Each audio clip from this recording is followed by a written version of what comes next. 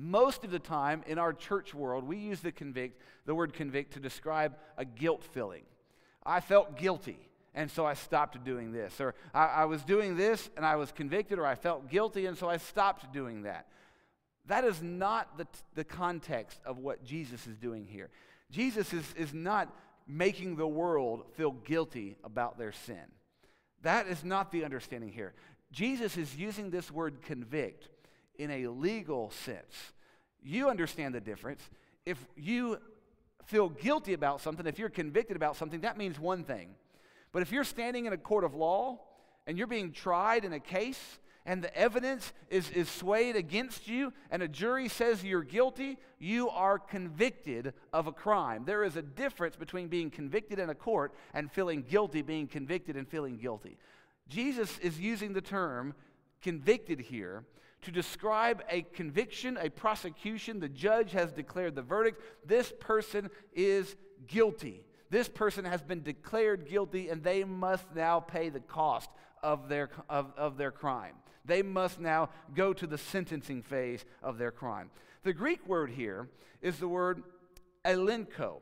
And the word elenko is used 17 times in the New Testament. And unfortunately, it doesn't help us that just about every time it's translated differently. It's translated rebuke, it's translated convict. It has all kinds of different meanings. And so before we look at the text today, I wanted to give you a few examples of how this word is used.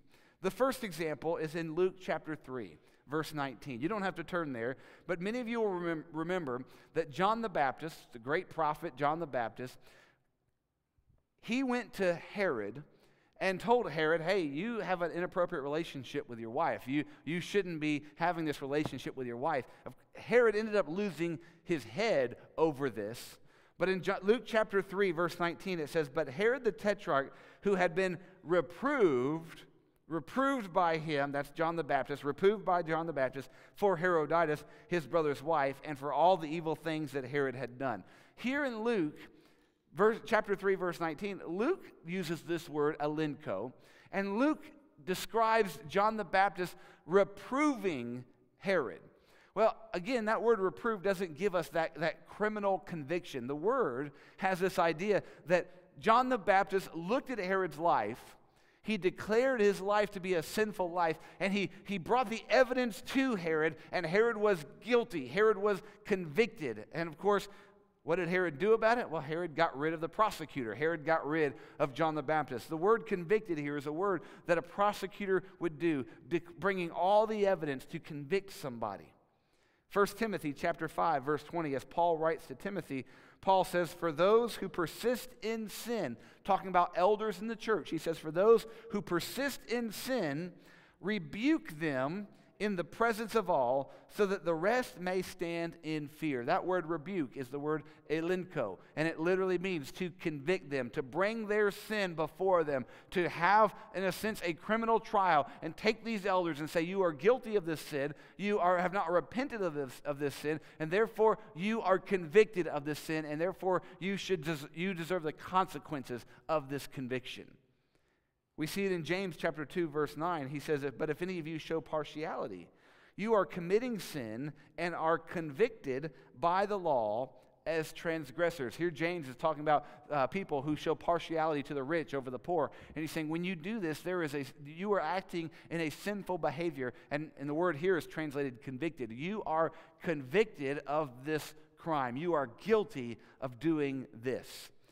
And so with that context in mind, again, 17 times this word is used in the Greek New Testament. With that understanding in mind, Jesus comes to the disciples and he says, I'm leaving.